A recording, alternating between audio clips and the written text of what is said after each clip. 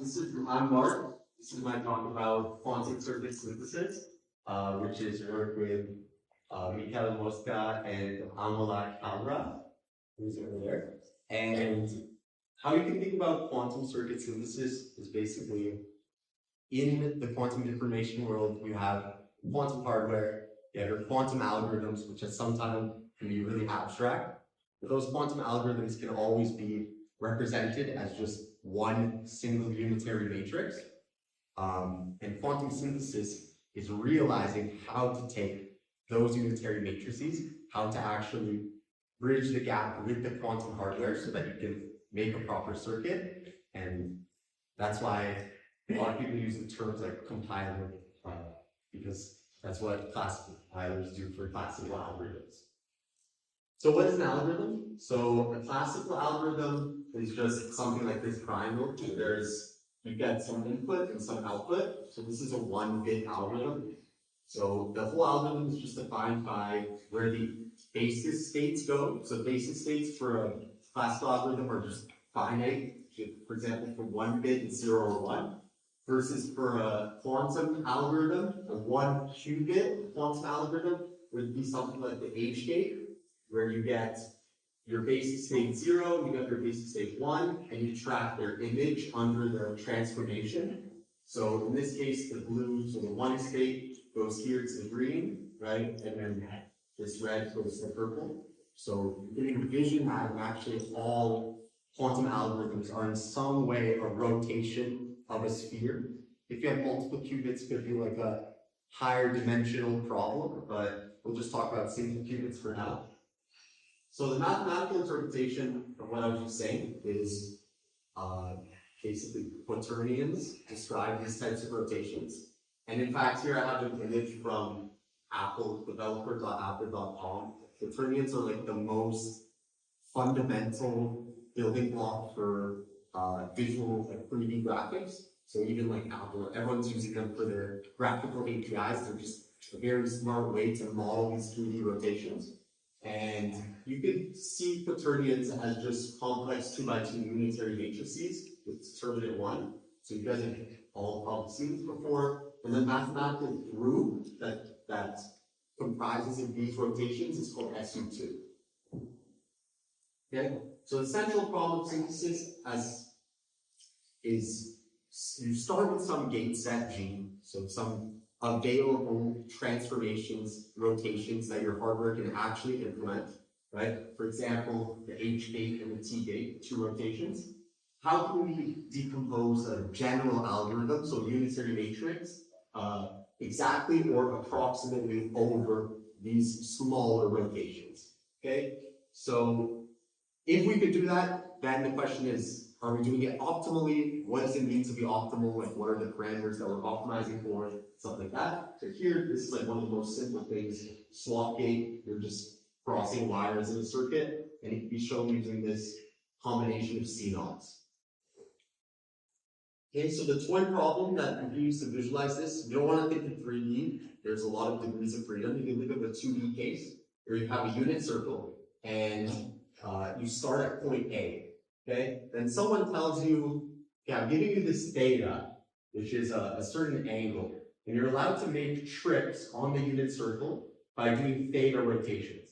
So you can keep applying theta rotations, and you go around and around and around and around and around the circle. And the point is what you want to do, your goal in this game, is you want to pick the right theta that lets you get to almost every point in the circle, lets you get close to any given point, right? Because that means that if I give you a random point, for example, where the laser pointer is, you can use a certain number of theta jumps, and you can get very close to that point. So I mean, fixed gate applications will get you close to algorithm. Okay? And it's actually interesting, this is the question. First of all, if you think about it mathematically a little bit, you should choose an irrational theta, because you don't want to keep repeating the number of, like, you want to keep stepping over, going to places you've already traveled. So you want an irrational theta. And the optimal theta turns out to not depend on n, which is the number of trips, at all. So the solutions, there are a couple. I won't go over all the details of this, but I read some papers and then there's also like a short explanation by me. They're all related to the golden ratio. We get 16 solutions, these 8, and then the negatives of them. And so this was like the very, very kind of starting point to think about synthesis. Okay, but now we're dealing with the block sphere. Now we're dealing with the 3D case. When you're dealing with the 3D case, we've actually observed that you need, for a very good gate set that people like using, which for reasons that I'll explain later, is the H, T, and C naught gate set. Okay, so within these gates, T is considered to be a high cost gate. And this is for reasons I'll tell you later, but just when we're applying these gates, we basically consider H gates to be free, C naughts to be free in the formalism that I'm using, but T gates, we want to minimize them. So when we talk about efficient synthesis, we're talking about low T counts. Okay? The reason we need all 3 of these, the reason why you need T, you need H, and you need C naught, they're all integral in being universal. So if you want to get to any point on the block sphere, you need exactly these 3, or some variations of them. And they all kind of have their own problems, except for H. H is really nice and beautiful. And this is the same for actually multi-qubits. H, T, and C naught can get you anywhere you want to go. Okay? So the decomposition algorithms will be efficient with respect to T gates, and you can see kind of the Hadamard and the C naught gate. These are the matrix representations of them. And this is the T gate representation. So these are Clifford, the definitions and maps, Pauli states to Pauli, or Pauli gates to Pauli gates. And they're considered low cost. And then the magic gate, high cost, is a T gate.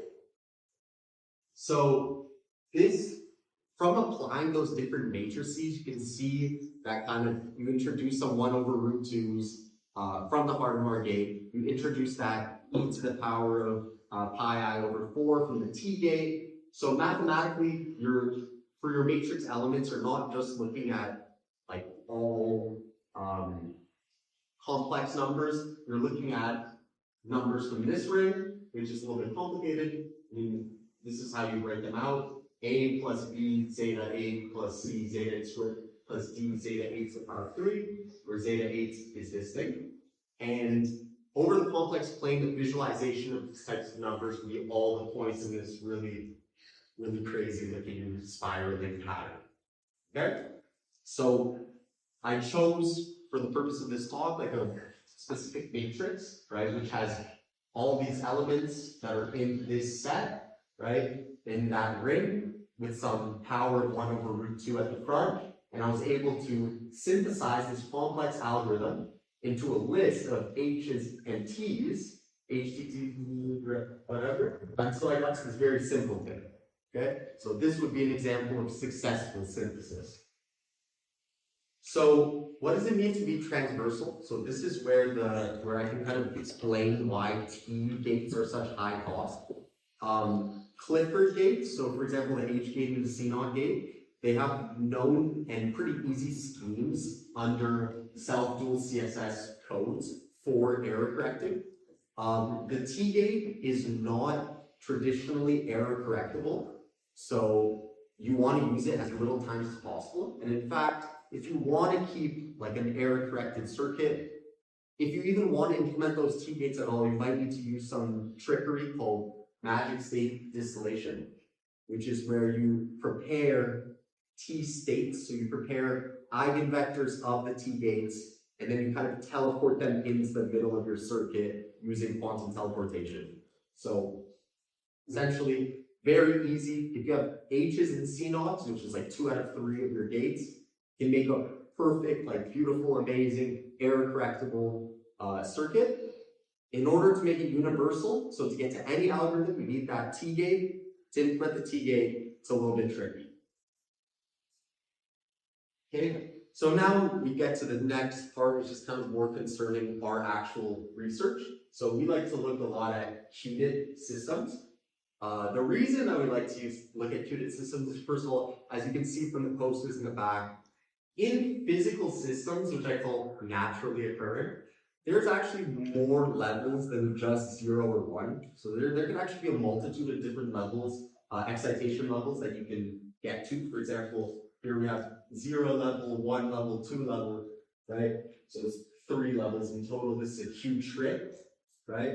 And it kind of gives us, I mean, just on the basis it is naturally occurring, maybe it gives us some computational benefit, but the actual real benefit and the real reason that we're pushing it a lot is because the magic state distillation that I was saying before is actually quite difficult for qubits. It's quite costly, but there's new papers that have come out recently which say, with respect to the actual computational power, you can do magic state distillation much, much better with Q-trits, and it may carry on actually with even higher Ds for qubits, right? So qubits, very, very cool. And so the future is for single qubit T count, we've found the optimal algorithm. For multi-qubit T count, it's a lot more difficult. Like, we can do synthesis with multi-qubits, but the T count might not be optimal. So looking for those optimal ways is much better. For qubits, for Q-trits, so 3-level systems, it's also known multi-Q-trits. Again, you run into the efficiency, the optimization problem, but in general, qubits is much more tricky. So these are the things you have to look for. Like, even 4-level, 5-level systems, synthesis is not known completely, or there's not a complete characterization. Next is catalytic embedding. So catalytic embedding is to synthesize multi-qubit algorithms. We might need these ancillary qubits, which are kind of things that are not a part of the main circuit. They're kind of like helper qubits that store some additional information. They get initialized in the 0 state, they get outputted in the 0 state, so they're kind of low effect, but they actually help in add certain mathematical properties to the circuit. And then the next thing is really all the state-of-the-art techniques kind of look like some form of graph search. So here on the left, these are Brouhart-Titz buildings, and essentially you can see synthesis in general, regardless of multi-qubit, whatever the level of the system is, whatever the number of bits of the system is, you can see it as this abstract walk on these infinitely expanding graphs. So this is something very interesting with underpinnings in deep number theory, and also more applicable. You can use the study of lattices to also have some cool visualizations for synthesis. That's it.